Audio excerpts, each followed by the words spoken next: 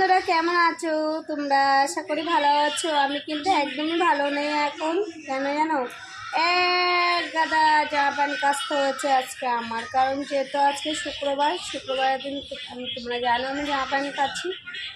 তো চলো, আজকে দুপুরে রান্নাটা কিন্তু করেছে বড়মশাই। আজকে অনেকদিন পরে বড়মশাই রান্না করেছে।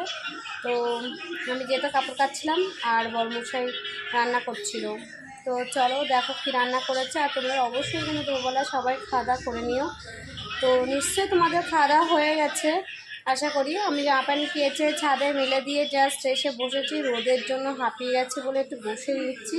তারপরে স্নান করব, তারপরে যেয়ে খাবো। তো চলো দেখো কী রান্না করেছে বড়মশাই। তুমি দেখাই, ভাজা করে রেখে দিয়েছি টমেটো আর বুঝতেই পারছো কি বলে লাগবে। আর এটা হচ্ছে বটবটি বাটা করেছে, বটবটি বাটা করে ভীষণ ভালো লাগে। আর করেছে মাছ দিয়ে ঝিঙে দিয়ে পাতলা করে